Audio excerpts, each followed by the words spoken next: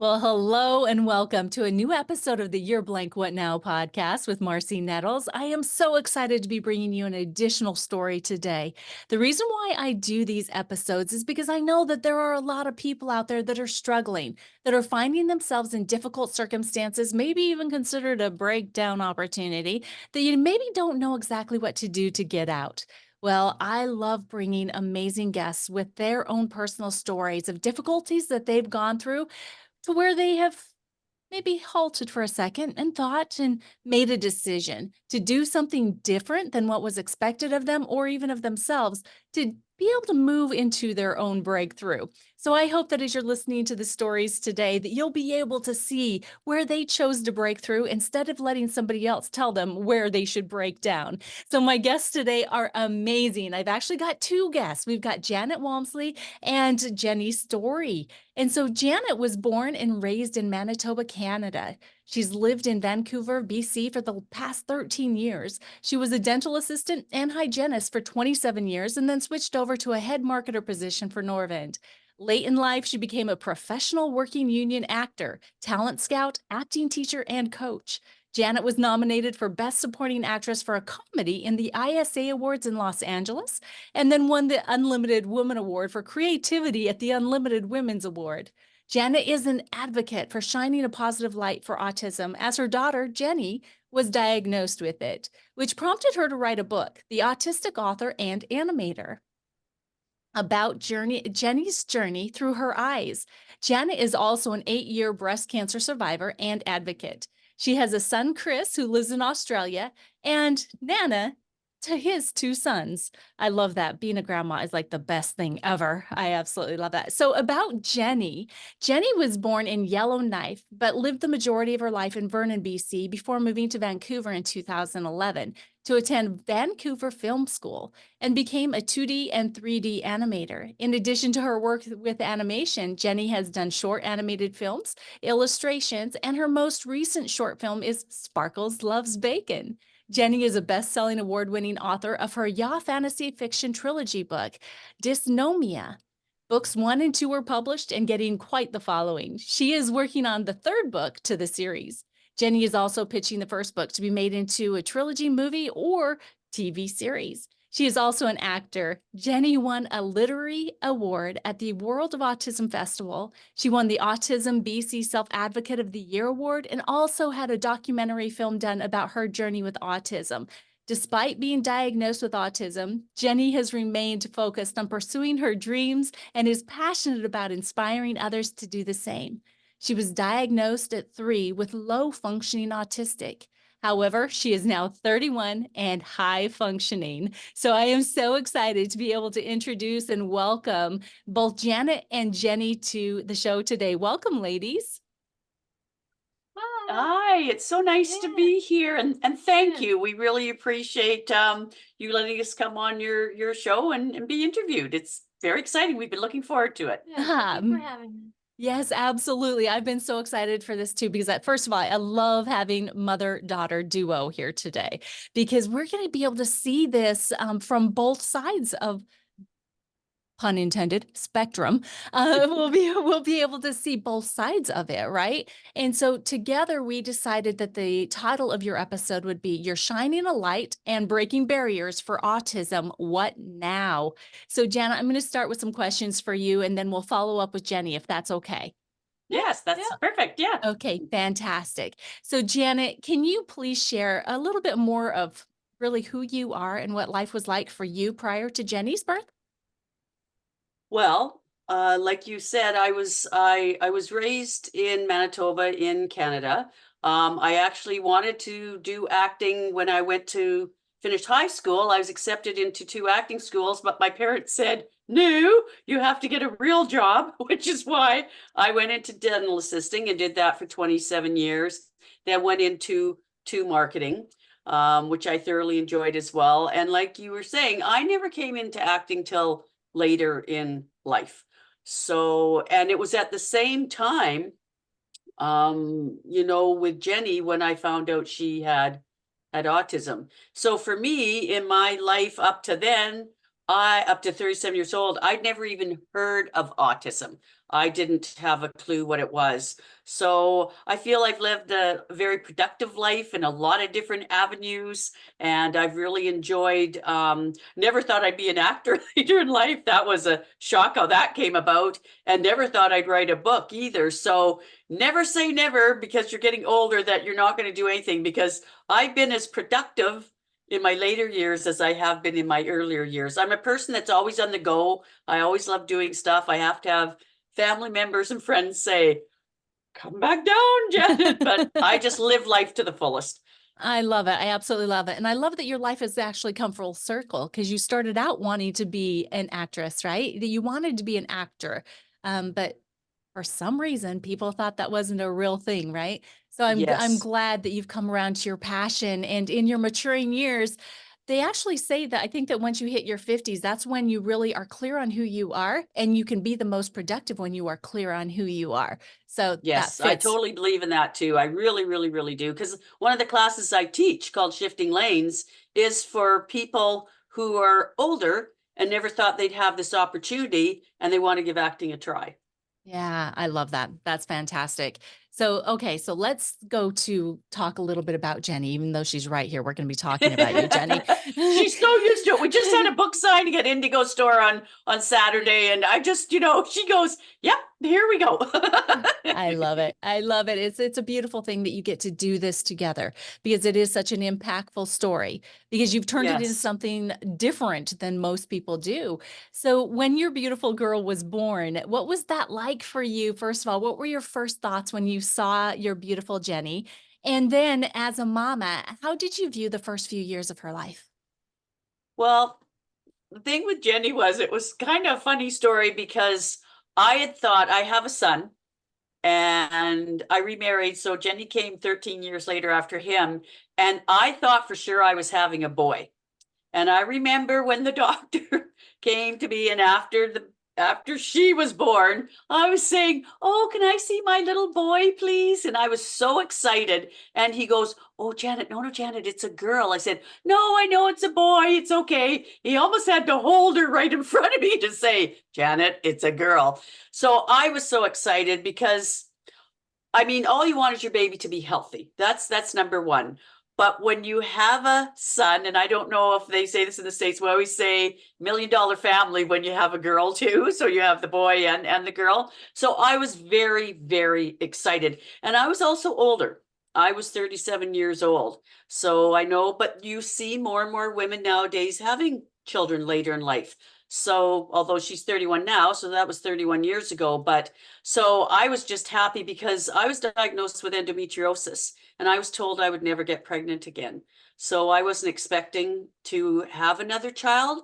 So when I went to go, I was supposed to have laparoscopy done to get rid of the dead tissue. And what happened was when I went to go, I had an appointment with the doctor because I was feeling really sick.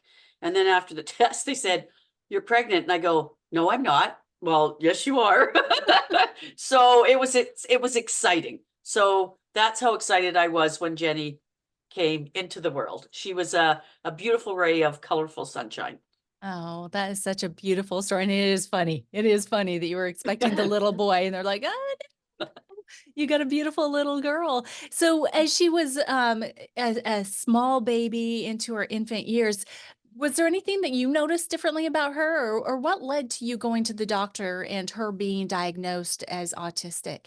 That's such a brilliant question to ask here because Jenny, the first year or 2 years of her life, Jenny was progressing great, normal for her age, both mentally and physically. And there was nothing showing. Um, and I know this is a hard one to discuss because of the fact I know some people about vaccination, but when Jenny had her second vaccination, Jenny was very, very ill, extremely ill. As a matter of fact, when we took her to the hospital, they had to do her white blood count. They had to take fluid out of her spine. And I remember the doctor looking at me, he goes, "I don't know." And we just about lost her. Like that little girl that took so long to come, we just about lost her. And he really could not tell me. And this is what I say, and I say this in my book. I am not saying don't vaccinate. It's very important to vaccinate. So I want to make that totally clear. However, I really feel when babies like this or people is to have it tested to see if they're going to have a reaction to what's in the vaccination, or if, or if they're allergic to it. Because I've had other parents say this to me, that their children were fine until they're vaccinated. And all of a sudden they got vaccinated and then their children were really sick. Now, whether it was that or not, that's only for my story personally where the change in Jenny was, because Jenny was developing exactly where she should have been. And then and it was right affected, she took terribly, deathly sick. And then the next thing you know, as Jenny started to each day, I remember my friend who was looking after her, because I was doing dentistry at the time. I remember her when I came into the house. I wasn't saying anything to anybody, but I felt something was up. And I remember her saying to me, she brought me into her kitchen and she says, I don't know who that is in the living room anymore because it's not Jenny. Where did she go? And I just looked at her and I went, oh, I'm not losing it. There is something wrong. Yeah. Oh my gosh, that just tears at my heart. And just so you know, it's like where my husband and I stand is that we are not pro vaccinations because of these things. Because they're, first of all, with little babies, when they're putting so much into their systems all at once, especially nowadays, they have got so many things that they are putting into that one needle to go into a baby. And a lot of it nowadays has heavy metals in it and all kinds of different things that have been Well, see, and that's proven. what I did. I did research on it. There was metals. There's even monkey, pardon my French, poop in it. And then I was saying, well, then they're going to do them separately. Don't do them all at once. I read an article Holly Robinson Pete, the actress, wrote about her son, and she feels the same personally as how I feel about the vaccination and what it did to her son. And he was not well afterwards. She just knew that something was up, and she said, why are they throwing all this stuff into a child at so young an age? And it's hard. So that's, yes, exactly what you said is my sentiments as well. Yeah, yeah, and we don't have to really go too much further with that other than, No, no. we were created with immune systems, to Yes. fight for us, and to shoot these poor little children up with this vaccination or medicine to prevent something that there's a very low potential chance of them even coming in contact with. There is a reason why the autistic numbers have risen so drastically. Oh, yes, I will agree with that. And I remember when I took Jenny to the pediatrician to see what was going on, um, she said I could lose my job over this. She says, but do not get any more vaccinations to this girl. And I didn't. And I mean this from what I saw.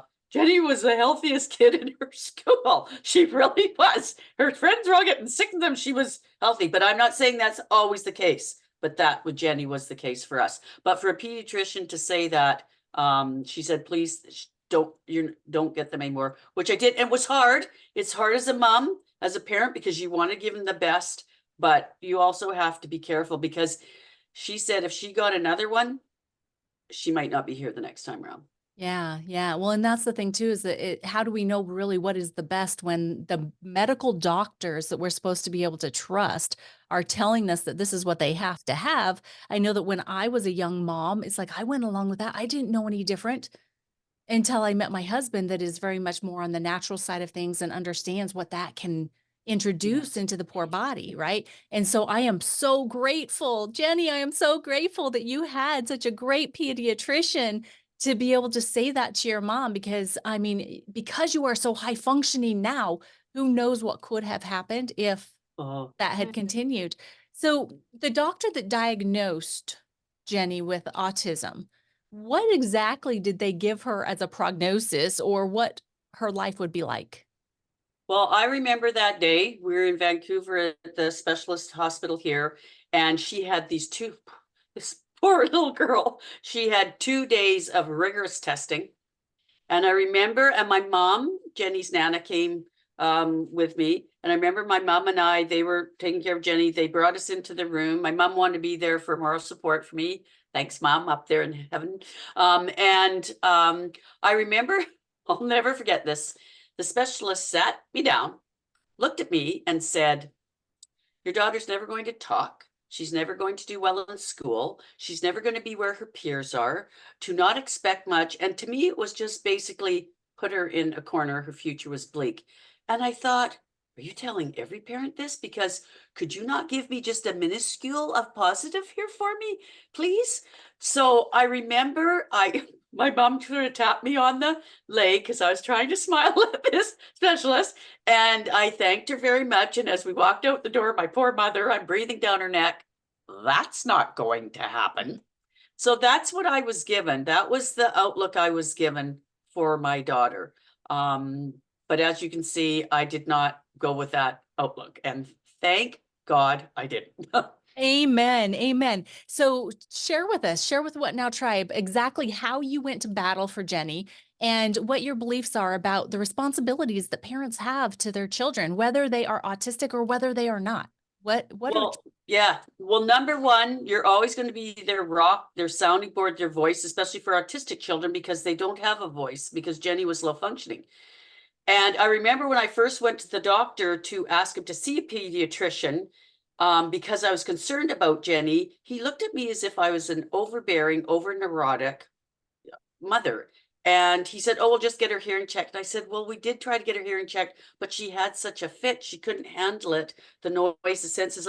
I said, I said, "But I'll do it again because I wanted to be there for her." We did it again and we couldn't even get her in the room. I'll never forget that day. I was crying. I was taking her out to the car. She was such a, sorry, Jenny, hot mess. Like she was sweating. And I just had her blankie with her and her little Dalmatian dog. And I just felt so sorry for her. And I said, "That's enough." So I walked into the doctor's office, not the pediatrician. I walked into that office and I sat there and I made an appointment and I said, "I am not leaving until you get me an appointment with a pediatrician." So the nurse took me into his room there and he looked at it. It was just like, "Oh, it's her." And I sat there and I was very nice. I wasn't mean. I was very still kind because that's the type of person I am. And I said, "I can't leave here till you give me an appointment with a pediatrician. This is my daughter. Something is wrong."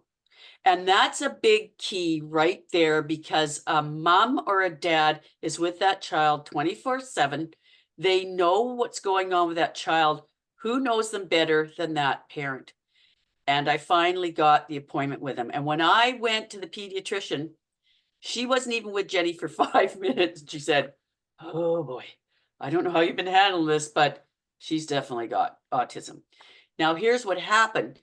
The appointment for the specialist was going to take a year because I thought we were going within a couple of weeks. So, yeah. And when she said a year, my face, like a cartoon character, just went, what? I said, "A year?" I said, "We can't wait a year." So with her help, but also I did a lot of searching, we built what I call my book, The Dream Team. And I searched hard.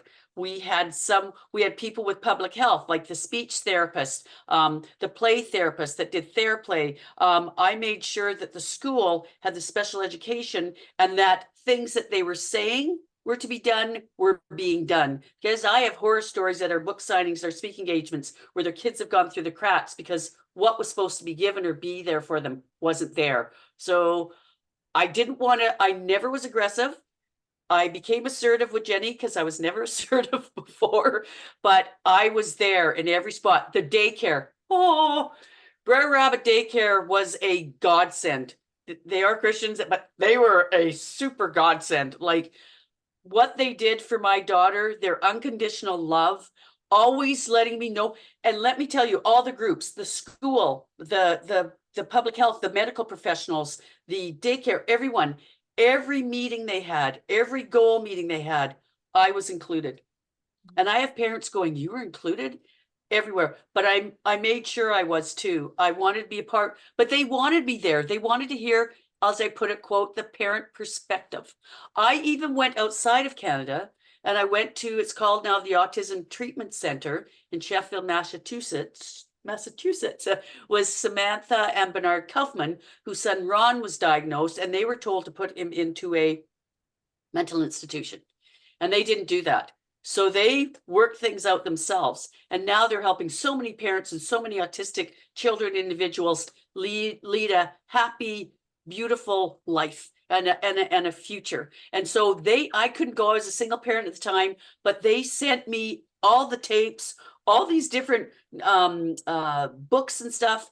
And I shared it with the dream team, and that unconditional love, that community, that village, that family, who we go stay with all these people when we see them.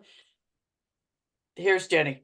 Oh, that And is I so really good. feel that the number one thing is you are their rock, their sounding board, your voice. You have to go the extra mile. Don't expect it just to be given to you.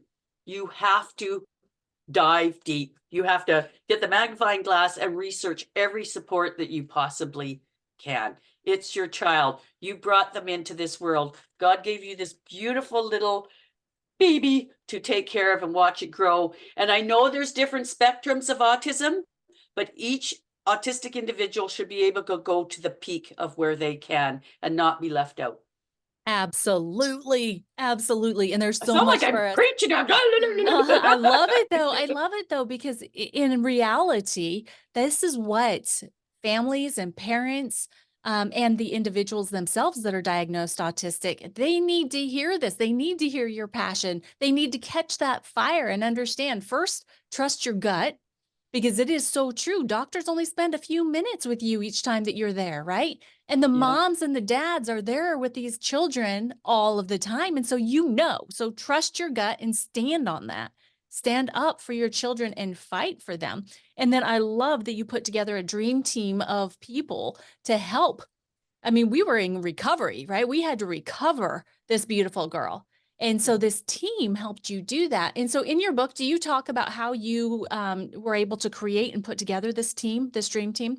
Yes, I do. Okay. I talk how I found them through the pediatrician who was lovely, worked through and found me certain places. And then there's one place called NONA, North Okanagan Neurological Association. And Darlene there was just the most beautifulest person. Loved my girl, loved working with autistic children, but wanted to give them everything they could. And that's where she introduced me to the daycare. That's where all of a sudden we met Fran, who was the play therapist, which it's called TheraPlay. Highly recommend it, especially for autistic kids who they find it hard to socialize. Right up to now, she's gone leaps and bounds, but it's still socialization isn't the easiest. But she's gone leaps and bounds to where she is now. And then the speech therapist, the psychiatrist, the daycare, daycare. Darlene found us at daycare, and then the school. And you do it. You don't be aggressive, but you have to be assertive. I've had parents come to me that have been told that their children have been taken out of the school because they said the parents were too aggressive. They weren't trying to be aggressive. They were trying to get the help for the child that was needed. But then on the other hand, I know it's hard I don't know what it's like in the States, but here in BC, a lot of teachers want to be there, but they've crammed so many kids, and you've got the autistic children and other children that learn differently than per se. I always say Jenny's normal with special needs, but you've got children normal without special needs, but they learn differently. They can learn, but they learn differently. And unfortunately, that's harder on a teacher. So they need, because what you mentioned earlier, there is such a rise in this past decade of the autism, they need to have more special education assistance to be there Agreed. for these children. They deserve the right as any other child to have a rich, fulfilled future and to be able to learn the way that they learn. Yes, 100%. Yes, yes. So I wanted to ask about your book. First of all, can you share what the title of your book is? The title of the book is The Autistic Author and Animator. Okay, fantastic. So, listeners, we're going to be going through a lot of different things during our chat today that she has in her book that is a really phenomenal resource. So, if you are someone or know someone that is either a parent or part of a family or an autistic person yourself, if you want these resources, you can actually find her book. I put it on my website. So, it's at marcinettles.com/books. just go and find it. You can pick it up there easily. And at the end of the interview, keep on listening because we've got a freebie for one special listener. But that is where you can get that book for what we're referring to right now. Okay. So as we move on here, I know that bullying is a real thing and it's been getting worse and worse in our school system for anybody. But can you share what the experience was that Jenny had with bullying, what your thoughts are about it, and how you handled it as her mama bear? Yes, because I know bullying that's between a rock and a hard place sometimes, because I know at first when the bullying was starting with Jenny, I know she was a little bit apprehensive in saying something because she didn't want these bullies to be coming back at her if something was said to them. But Jenny, in time, she knew, I thought was younger, but in time she knew she could trust me. And so she did. And I'll never forget the one day she came to me. And she was talking about this person who was bullying her. And when she told me what it was, I just went, okay, we're going back into that school. And I said, and we're getting a hold of the principal counselor, and I want that girl and her family here. This needs to be addressed. Because what had happened, and this girl before had, when Jenny was at a computer, she was walking by and she pushed Jenny so her head hit the computer. This time was the crux of it. Jenny, very hard worker. Teachers wish that all students were like Jenny, had her assignments on time. There's an assignment that she wanted to do, and she wanted to get it finished. So she went into the room where the class was, and no one was there. And I always told her, be careful when you're on your own. Make sure you are with the friends that loved Jenny, was there for as good friends. But there was this other group. I said, just be very careful being on your own. Just try and be with somebody. Well, unfortunately, this day she couldn't, and she was getting her paper finished to give, put it on the desk of the teachers, and this girl walks in with her other two friends. And she comes up to Jenny and says, oh, Jenny, you want to be our friend, right? Yeah, you want to be our friend, don't you? And Jenny just looked at her and politely said, I just want to just hand my paper in. I just want to finish this, please, so I can hand my paper in. And then she said the girl looked at her and then they walked out. And then they came back in. She had a scarf. I'm going to try to say this without breaking. She had a scarf. She put it around her neck and she pretended like she was hanging herself. And she said, this is what you should do because you're not worth living. And I thought to myself, oh my gosh, I said, that cannot go without this. This has to stop. They did get the girl in, but the parents wouldn't come. They didn't come. And I wanted to be there to let Jenny know that I was there for her because of this girl. But I also had to see what is making this girl want to be like this. But I mean, she caught the wrath from me. I wasn't like, but she caught a wrath from me because it's not right what she did to Jenny. Like, that's horrific. That is horrific. It is. However, did find out this girl was having problems and issues at home where her parents weren't per se loving. So she was going through stuff. So bullying was her way of maybe getting him the attention, maybe feeling good about herself. But you just can't let something like that go by. Like nothing should be let by, but whether it's this, whether pushing you into a computer, whatever, nothing like this, that's this inhumane. So Agreed. it's something that I do mention. I do put the raw parts in my book because that should never be. That should never be. And a child should feel safe and comfortable and trust a parent enough to know they'll do what is right so it won't come back at them, which it didn't. But I mean, there are other things that happen, but it's just so sad because you couldn't ask, not because she's my daughter, you couldn't ask for a nicer, kinder, caring, giving, best friend in the whole world like Jenny. She's such a great friend, such a best friend. And the girls that guys that she are friends with, they see this, they see Jenny, but you have those others who don't even try. Yeah, yeah, and I agree. I mean, just the short time period that I've spent in Jenny's presence over Zoom even, just your whole persona and your light, it exudes from you. You are a very special young lady, and I am so grateful that you have come into my sphere. And I'm grateful for your mama too, for how she stood up for you, because she is absolutely right. You are not deserving of that behavior. No one is. No one is. And yet she's also very right in recognizing maybe where this girl has had her own trauma, to where she's lacking in the love department and feeling important. And unfortunately, when we're young, we don't really know how to take care of that or deal with that. And she dealt with it in a wrong way. But I am so grateful. I am grateful that you, Janet, were there for Jenny, and Jenny, that you had your mama that you could trust, and knew that she would always stand up for you. So I love that. I would get crying on that one if I almost Yeah, did there I anyway. appreciate Jenny and letting me reach out and letting me go. But that one I couldn't, that one I just, it just couldn't go on. It just No, that couldn't was go on. beyond bullying. That was Yeah. beyond. That was assault, first of all, just so you know. Yeah. But beyond, I mean, it needed to be stopped there before it went further on that other Yeah. girl's part, for whether it was with Jenny or with someone else. So in real life, realistically, you actually did that girl a favor too. Yes. Yeah. Yeah. So it's important. So I kind of made it funny earlier about the stigma of autism, but I would really like to have a little bit of your input and what your thoughts are on the stigma that is around having autism or being autistic diagnosis. What do you think about that, and what do you think that could possibly be done to kind of shift the way people think about I, people that are diagnosed with autistic?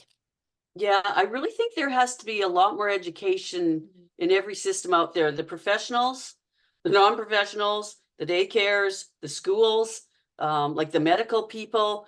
And you hear these horror stories of police and the way they deal with autistic children that are having a meltdown or having something wrong. There really needs to be an eye opener Mhm. on the different levels of autism, but they have to understand how you work with that autistic child, how you're there for them. So it's not a negative or a scary scenario for them.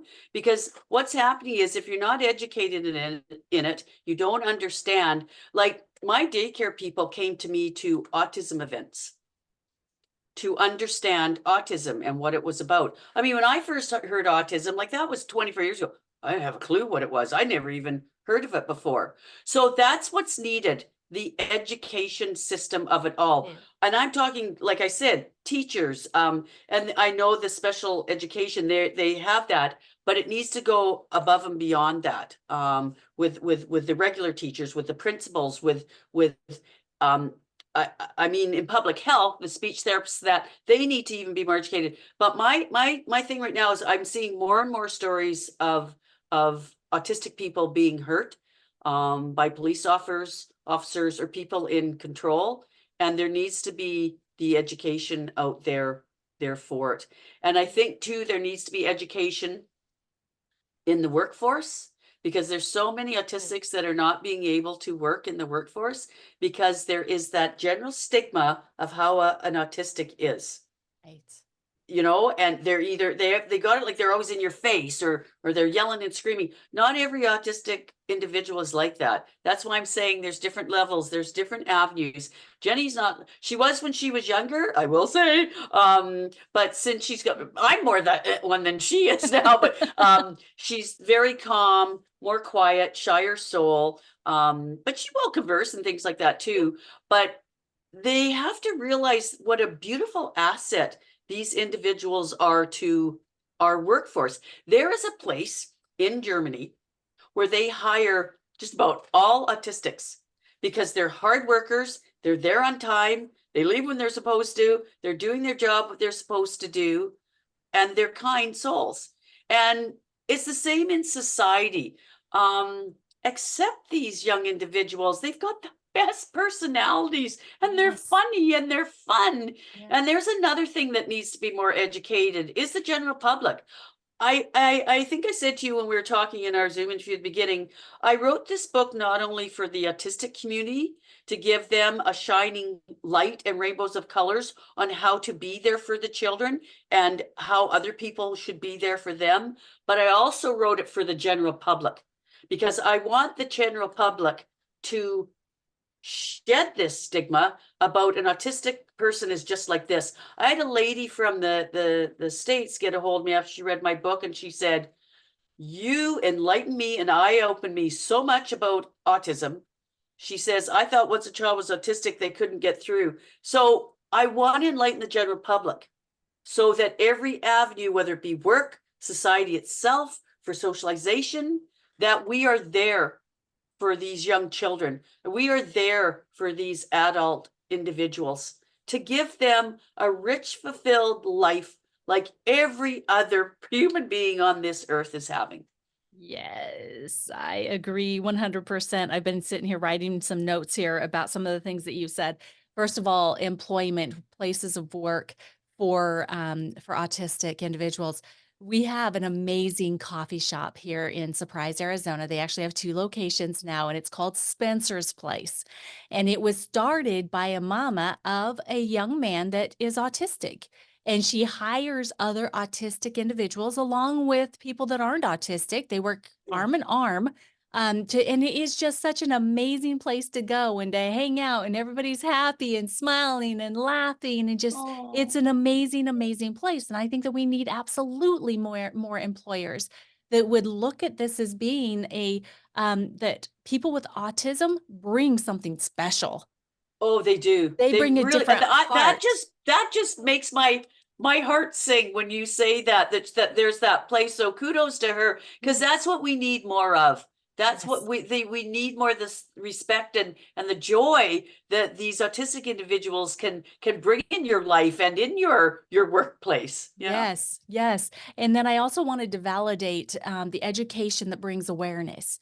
When I was in law enforcement, I was a police officer for almost a decade, and we used to have different courses that we were given and had to attend, right? It was a non-negotiable, basically. We had to attend. And it was so good because there was ones like on mental health, right? To where it brings awareness and how to identify someone that's struggling with something that is a mental health issue and how to work with them initially and the resources available to help them. I think that they Yes, need the because same type. autistics have these triggers, right? They have these Yeah. triggers that and the senses, because with Jenny, it's not as much now, but a little bit, but the senses like to light, to sound. Their ears are so we think we have good listening, but their ears, they can get anything, but it's way louder. Yeah. And even speaking to them or touch, there's so many different things that trigger, and that's something that society as a whole needs to be aware of. Yeah. Yes, yes. So I think that anybody that's associated with the law enforcement agency, you need to look into this autism awareness course or some sort of training to help with that. I think that would be fantastic. So, Yes. so we've talked a lot about autistic individuals. We've talked about what you've done for your daughter specifically. But how important is it for the mother or the caregiver of someone that is autistic to make sure that they are also taking care of themselves? Yes, that's that you hit the nail on the head with this one because this was something at the beginning I wasn't going to do. We have something here in BC. It's called respite care, and it was done through NONA, the North Okanagan Neurological Society or Association. And when they first offered me respite care, I said, "Oh no, I don't need that. I'm the only one who can take care of Jenny. I just, I don't need that. I wasn't going to." But then I sat down with the head, Margaret of the respite care, and she said, "Here's some pointers on why respite would be good for you. Number one, you want to take good care of your child. Now, I say this in all with love. Having an autistic child is a 24-hour job, and it can be very wearing, extremely wearing, not only mentally, I should say not only physically, but also mentally, and it can burn you out. Yeah. So how can you take care of your child and be there for them 110% if you're mentally and burned out trying to take care of them? So that was the key, I feel, for respite for a parent is you have to give yourself some self-care. So it was very nice to get about 28, 30 hours in the month where I could have a few hours to go shopping without Jenny having a fit because we weren't going down the same aisle or this or that. I was able to take a couple hours and have a sleep. I was able to be with my son and have Yes. some be there for my son, or I was able to go out with a friend, go for coffee, go for a tea. But then here's the thing, not only was it good for me, but vice versa, it was very good for Jenny because I couldn't enable her because she always just wanted to be home and with the immediate family that she trusted, because trust is a big issue for autistics. And finally, slowly meeting these two people that came like her second and third mom, Lynn and Lucy. She started going to their place. They could come here. When they first came to the house, she was gone. She was having her fit. None of it. So we slowly integrated them separately, though. And it got to the point where she would go to Lynn's house and stay overnight as you got older, didn't you? Yep. And what it gave to Jenny was the introduction to really be able to socialize, to Yes. converse, to be with other people without having a fit or without not wanting to be there. So in a way, it was good for me, but it was also good for my daughter. Oh, that's so good. Such good information. And I These stress that to any parent. You, I know you want to be there for, you want to make sure, and I was like that, but it's the best thing I ever did was to take the respite and just take some good quality caring time for myself. Yes, I mean, it goes back to that old adage that you can't pour from an empty cup, right? You Yes. can't. So you need to make sure that you're filling yourself up as you're pouring out and caring for your person that you are helping, right? And you mentioned that you have a son. You have more in your life than Jenny as someone that you were responsible to as a mother. So can you share how having an autistic child really affects the whole family? Well, it really does. And this is something I did. So thank you for mentioning this, because this is something I really wanted to speak about, because I think people forget that not only has it happened with this autistic child, they have it, but for the parents, it's also for them, it's a lot. But you got to remember, in some of these families, there's siblings, and sometimes they're not talked about in books or in speaking engagements and that. But that's a number one key for me, is to make sure the siblings are being noticed as well, because it's very important, because they're going through just as much as the autistic child is as the parents are. And I make it my goal every time we have a book signing or a speaking engagement that if I see a sibling there, I go up and introduce myself and I have a little discussion with them if it's okay. And a lot of them let it out. A lot of them say they're very jealous of their sibling because mom and dad are giving more time to them. And then others say they understand it. So, they know that has to happen. And others are sort of mixed.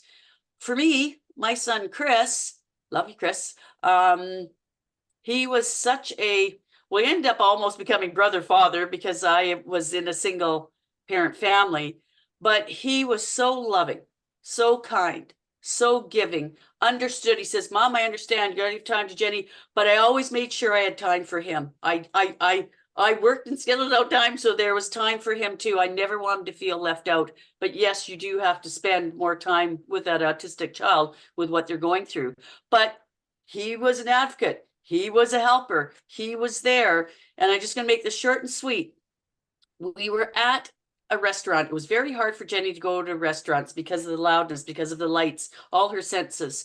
But I had to integrate her into that. I couldn't enable her so she couldn't do it. I wanted her to live her life in this world too. So I remember we went to this restaurant, and first thing she did, boom, right underneath the table. And we had ordered our meal, and we had everybody staring at us. Everybody was talking, whispering, giving us looks. And I remember my son took my hand and said, when the meal came, Mom, you eat your meal. I'm going to be with Jenny. Oh, go do this without crying too. He went underneath the table, made sure he had the blankets, her crayons, and all the stuff we brought. And he calmed her down. He brought her back up and they ate their meals together. And all around us, you couldn't hear a pin drop. And people were just looking. And this lady looked at me and she gave me this great big smile and went like this. And I went back to her like that. And I tell you, I'll never forget that moment as long as I live. I'm sorry, it brings tears to me. I try when I have speaking engagements not to cry, but it's just because I relive it. I remember it. And to see Yes. that young man, and he wasn't very old. He was just a young teen. And what he did for her sister and being there for her and always being her protector and her advocate. He said, just don't listen to those people, Mom. We know Jenny. We know who she is. She can't help it. And then to see that, those people around us just quiet. Wow. That is amazing. Chris, you are amazing.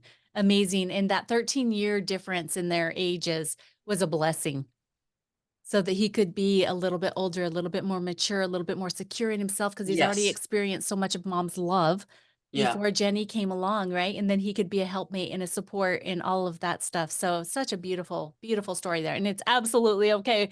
It's okay for my guests to cry on this show.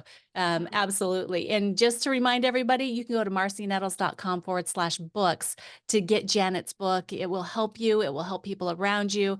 And just overall, it'll help us all be better people. So go And get just that let book. people know too, when people have said they've read my book, just think of you and me who is gonna just think of you and me, and we're sitting at a coffee table and I'm giving our story. Yeah. Yeah, that's awesome. I love it. So, Jenny, I am so glad that you're here today, too. I would really love to ask you some questions today. Is that all right? Yeah, that's good. Thanks for having me on as well. Thank you. Absolutely. First of all, I want to ask you, how much do you love your mama? Oh, I love her so much. She's a great mom to have. I'm grateful to have her in my life. She's always Yeah, been loving and kind and supportive and caring of me. it's so good. It's so good. I mean, just think, where would you be without her? Yeah, exactly. Without her love and support and kindness and just being there for me. And because, most parents, I've been fortunate, like with my dreams of wanting to become an animator or writer, it'd be like, that's not really like a good job. But my mom's always been there and backed me up with it. So, I love it. I love it. Well, with her experience with her parents, saying that what she wanted to do was not right or good, and yet she ended up doing it anyway. We might as well let you do it earlier in life than pushing it off, right? yeah. Yeah. So you are quite the victor and quite successful in your life. Could you share with the What Now tribe your passion for being a role model and an inspiration for others to pursue their dreams like you have? Yeah, sure. So, like the beginning, after I graduated high school, I went to Vancouver Film School to do 2D animation for a year, and then I did digital animation for about 6 months, which is like a shorter version of doing 3D animation, because I just wanted to do more cartoon stuff rather than like the live action and all of that. And yeah, I put up my ups there and applied for jobs and like have done some commercials or some demo roles for some people for animation. And also in between I was writing a book, my book series called Dysnomia, which I started back in high school at 17, kind of just based off this weird dream I had while I was studying for my social studies in grade 9. And there was like random scenes in the book that came along, but then when my mom called me back for dinner time, I look back to the screen and it's off, and it was off the whole time. And yeah, the idea just never went away from my head. So I decided, why not just make a book around it? And I shared it in grade 10 to 12 creative writing classes, which is like, for people who want to do writing or just like express themselves in that. And I shared my story with one of my classmates and yeah, and my teacher, and they all liked it, and like, one day you should make a book out of it. And yeah, that's what I did. We found this one publisher called Influence Publishing at the time. It was from a friend of ours who mentioned it to them, and that's when my mom and I both worked on our book and published it out into the world. And yeah. And she was always doing she's Yeah, always doing okay. flip pages when she was young. And I thought her wrist was going to fall off. She was always writing stories. She was always drawing. She's a beautiful illustrator too. She illustrates in her books. She was always writing stories. She was always these flip pages. And I remember she would watch animation shows. And I remember one of the times she stayed over at Lynn's, who was one of the respite care workers, they would get entertained by Jenny because she could, what was it? Was it Little Mermaid? She could act it all out. Like just act it, and then she'd repeat it. Yeah. That's amazing. That's a special gift that you have. And I know that each one of us has special gifts. So, what would you say to someone that has a dream that they have not pursued yet? What would you say to them? Don't just go for it. Don't let anyone tell you what you can or you can't do, as you can do anything you want. I know from my personal experience a lot with my autism, I've been told that you can't do this because of your things, but I didn't listen to them. I found ways to get around the obstacles if I did struggle and keep going, and eventually managed to pass those blocks, and to keep going for the good and the bad, because you'll have your good days when you're following dreams, and then you have your bad times too, but you can't let them get you down. You just gotta keep going for the positive and looking for the light, and yeah, just work really hard. And if you're passionate, it will come. Maybe it'll just take longer than you think, but you can make your dream come true if you believe and work hard and just keep going. Yes, Be that is so persistent. good. Yeah. So good. Yes. So, from that, can you share maybe one of the days that has been hard for you in chasing your dreams? Um, yeah, sure. Let's see. Well, well, I know with animation it can be really hard at times, because there's this saying, like there's a saying with like get ready for like a lot of rejections. It's like you get a lot of rejection before you eventually get somewhere. And that was hard for me at first, because I really was passionate for it. I didn't wanted to get in there, but I just kept getting like, sorry, thank you for your time, but and that would make it really, really hard. But my mom was like, just keep going, keep working on your skills, and you'll eventually get there, see what you have, and you'll get in there. And then also with books too, it can be hard too, because you're trying to find people to like connect, but they just don't see you, and then that could be really hard.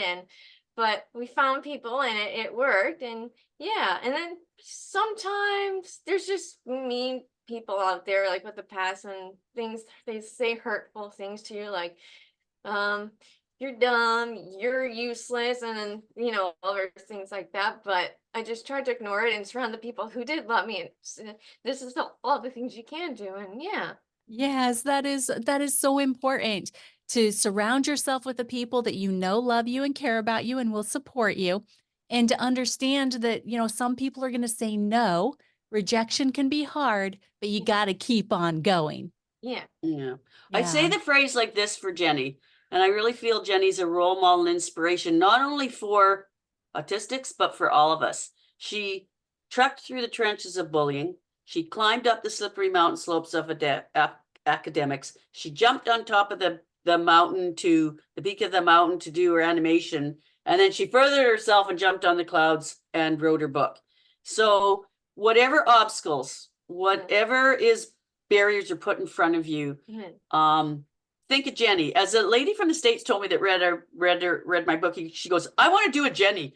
She says, because Jenny, everything she went through and where she is today, I want to do that. I want to do a Jenny. I mean, Jenny inspires me, like, it's just everything that she's gone through, but she's always powered through, through the tears, through the battles, through whatever, whether it be, whatever come her way, she would always. And this is a person who has autism too, but I was told she'd never be where her peers are, but she's got a best-selling award-winning book. She's a 2D, 3D animator. She acts.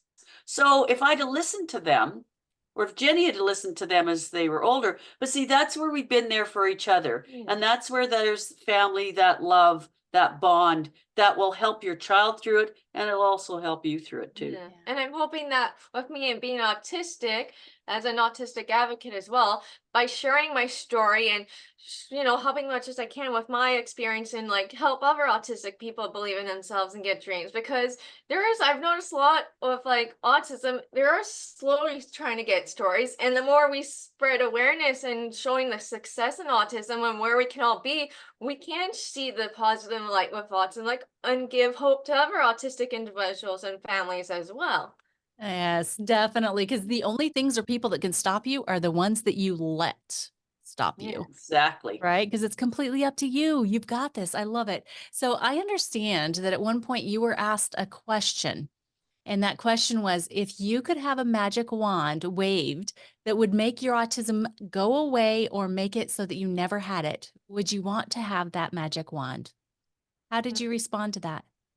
Well, I did respond with being honest at first because being younger and with a lot of the bullying and just wanting to fit in and be normal, I did like say, yeah, I probably would have wanted it back then. But as I've gone over, gone older, and with my experience, I realized I don't want that. I would probably just like get rid of that one because without being autistic is a part of me. It doesn't define who I am, but it is a part of me of who I am. And without it, I wouldn't be this creative person I am today or think outside the box and just be the person I am without it. And it's just, yeah, it's a part of who I am.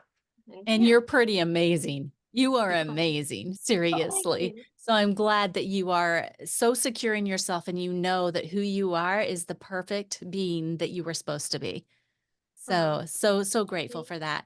So tell us a little bit about your book, The Dysnomia, The Outcast on a Distant Moon. Was that your first one or was that yes, your second? The first one? yes, that's Okay, correct. so That is the first one. tell us about that book a little bit. Okay. So yeah, it's the first book series of a YA fantasy sci-fi about this girl named Layla who becomes the first female to be royal commander of her hometown. But there's this bad guy named Nylarm who is attacking her home for reasons unknown. And so when her and her friends try to go stop him, he traps them in a bottle, drives them off a cliff into this whole secret underground world. And then that's where the adventure begins. Wow, that sounds amazing. Oh my gosh. Okay, so now I have to go and get your book. Because that sounds really good. So again, What Now Tribe, you can also get Jenny's book at marcinettles.com/books. Go and pick it up and read that because Yeah. first of all, Good it sounds summer read. Good yes. summer region. Exactly, right? Perfect timing for that. I love it. I love it. So that's marcinettles.com/books. So, first of all, how can our audience connect and follow the two of you? Where can they find you? And I'll put links in the show notes as well. But where's your best place for people to find what you're putting out there into the world? Well, with the media, we're both on Facebook. Yeah. We're both on Instagram. Yeah. And unfortunately, the sad thing was we lost so many followers and people because my Facebook was hacked, and we had such a following. So now we're trying to build, and it's not like you can remember thousands of people. So I'm trying to get back to it. So we've got a new Facebook page. We both have our own personal Facebooks. Jenny's got her Dysnomia Facebook. Yep. Same with Instagram. Yep. We're on LinkedIn. Or however you say that. We're on Goodreads. Boy, what's up? Like we've just got a lot of different things we're on. You're Yeah. And everywhere. we have like our own websites as well. Yeah. Okay, fantastic. Well, I'll make sure that I put those into the show notes. Is there a Facebook page that you guys are there together? Yes, we Yeah. have a mother and daughter page. I think I sent that with our other info. It's a mother and daughter page that we have too. Okay. I will make sure that I find that and I put it into the show notes because I do know that I have it. So, Yes. because I would love for the audience to be able to go in and just see more of what you guys put out because it's just so good and just loving and kind and such a great message that the world really needs to have more of. And so, okay, so first of all, I love this part of the show because we get to announce what your freebie is. So What Now Tribe, you know that I love to have my guests give you guys some freebies at the end of the show. And we do it at the end of the show because I want you to see who these people are and who you're getting this awesome stuff from. So Janet and Jenny are actually offering a very special freebie today. And it's for the first listener that reaches out at marcinettles.com/freebies. The very first person that reaches out is actually going to get both of their books for free. Did you hear that? Both books for free for the first person. So you got to just make sure that you get over to marcinettles.com/freebies to claim that. And then they would also love to offer a consultation to the first person that requests the consultation. It can be a person, an individual, or it can be a family who have questions around autism, around really anything that they've been talking about today. They would love to meet with you, both of them together with you. So again, that's marcinettles.com/freebies to be able to claim either one of those. And you better act fast because it's just one person that's going to get each one of those. So 2 people will be getting one of those things each. Okay. So thank you guys for those amazing, amazing freebies. So is there any final words that you'd like to leave with the What Now tribe before we close out today? Well, I'll just say one thing about her book first, is just that that book is for 8 to 88. She's been referenced to J.K. Rowling, just sort of so older people and younger people like it. But I just want to let people know out there, whether you're an autistic adult individual or an autistic family, to never give up. I don't put never in my vocabulary anymore. Yes, do we have ups and downs? Yes, are there obstacles to push down and barriers to push down? But we took the positive of autism, grabbed it by the horns, and full speed ahead. You'll get through this, but always look at it as what the beauty of autism is, what you learn from it. I always say, take the positive of what people say as negative. I find autism rocks. I feel autism connects. I feel meeting an autistic individual, autistic family is a highlight in your life. And I really, my heart goes out to the parents out there and siblings there, because at first it is a big whoa. If you've never had it in your life before, but there's so much beauty that comes from it as well. Agreed. Agreed. And Jenny, do you have any final words? Yeah. Have a good day, and I wish you good luck on your dreams. Go for it. Yes, I love it. Well, thank you both for being such amazing, amazing guests today. I know the What Tribe is going to be just so blessed by you. So thank you so much. Well, we want to both thank you Yeah. for having us, because you are beautiful inside and out. You are so lovely. You make the interview so comfortable and so warm, and you're such a giving person. So we are so happy that our paths have met. It was meant to be. And thank you for giving us this time to share our story with you and your listeners. Thank Ah, you. you're so very welcome. Oh, my heart is just so full. Thank you.